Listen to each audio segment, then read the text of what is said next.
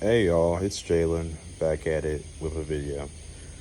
So this video is going to be inspired by um, my crisis psychology class that I had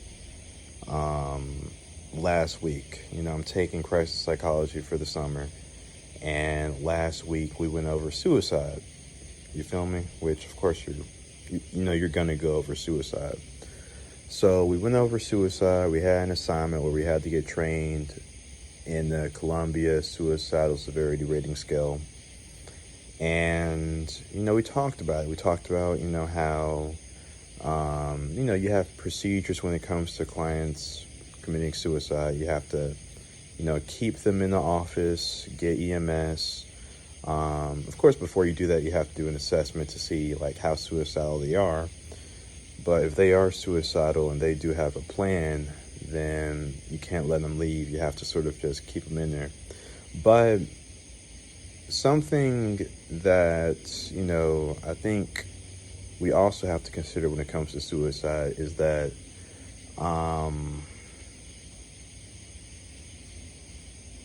there are sociological risk factors that are becoming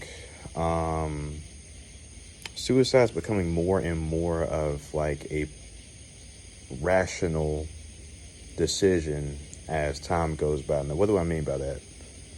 Now, certain risk factors for suicide are, you have if you have a health condition, that's one.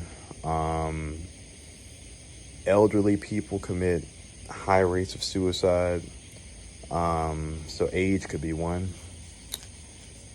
Support, like social support, that's a risk factor.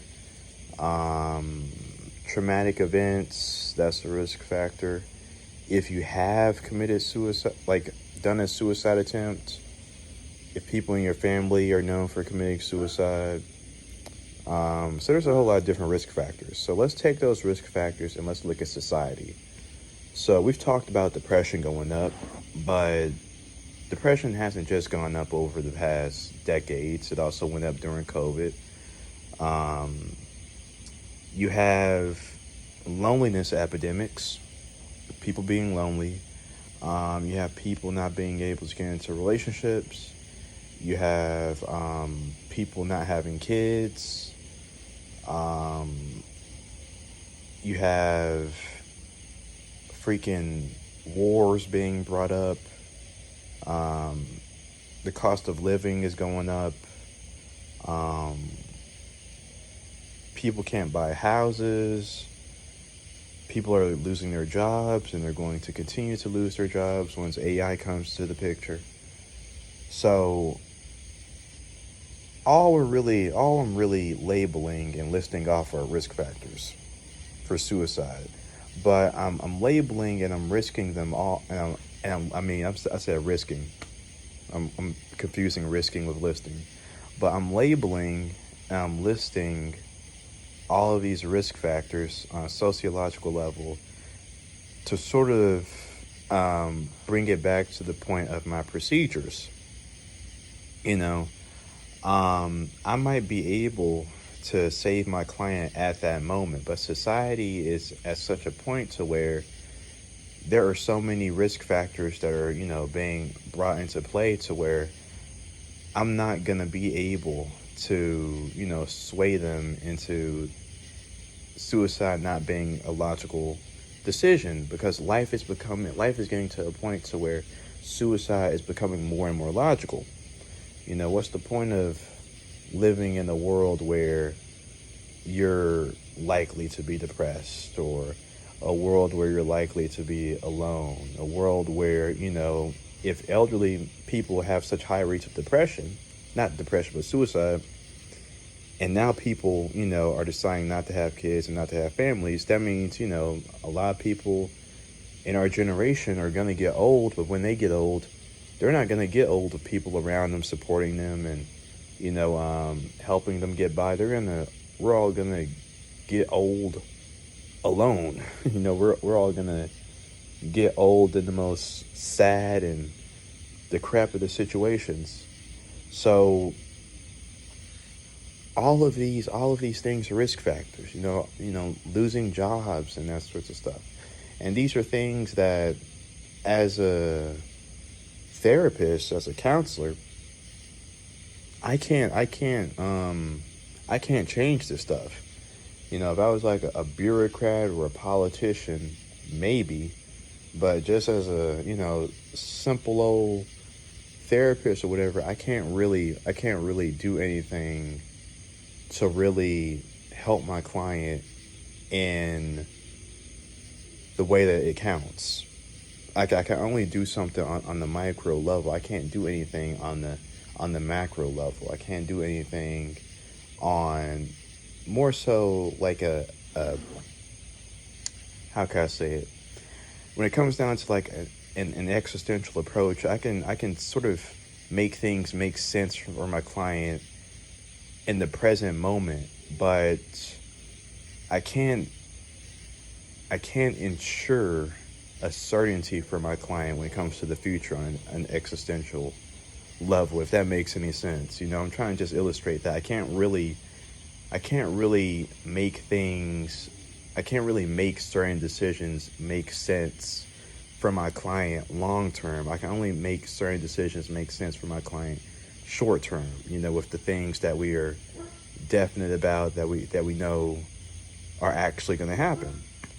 If my client, if the world becomes like this dystopia or whatever, or if it just becomes like a world where we're just numb to everything, I can't do anything about that. And if that future comes about and my client decides to off themselves, if people decide to off themselves, I can't do anything.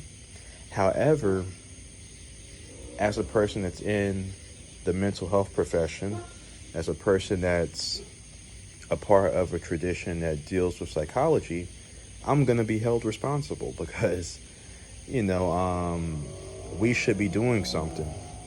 If we have all of this education and we're, gaining all of this research and we're learning all of these things about different approaches and shit, and the world is becoming worse, then it's like, what the fuck are we using all of our funds, our money, and our energy for? What are we doing? Something's not working.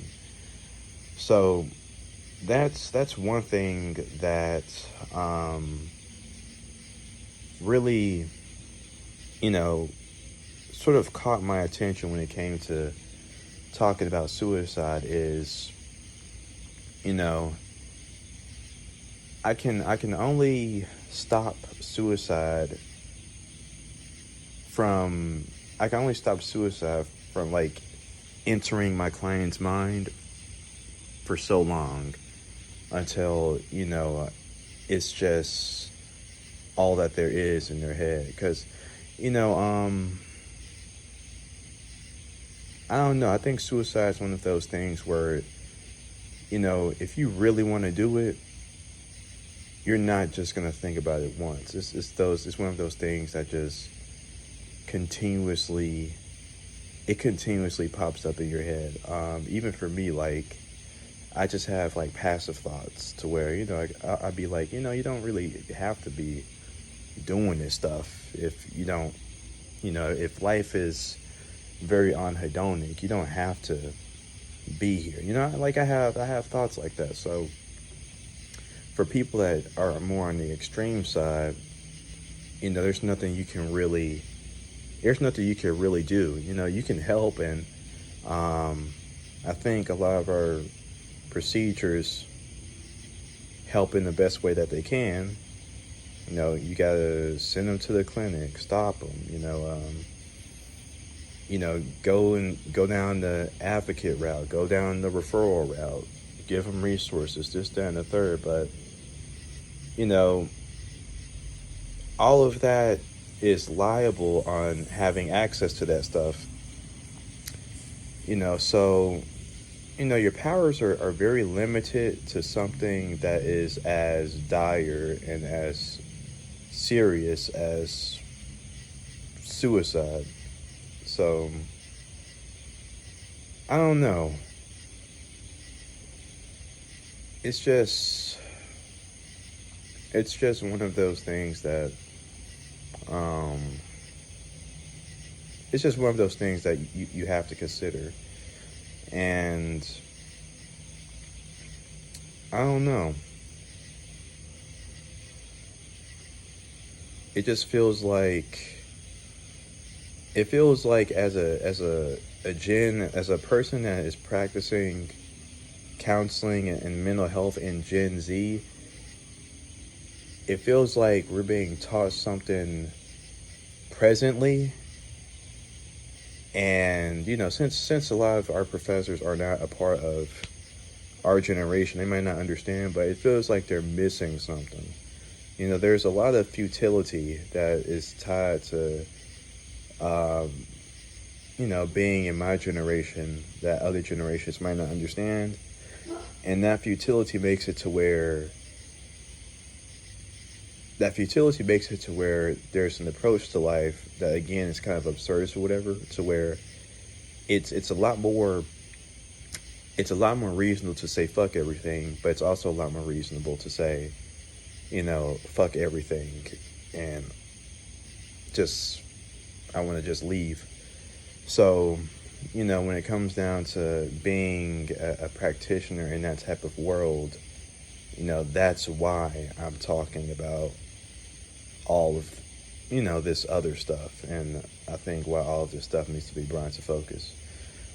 But anyways, this is Jalen signing out. Peace.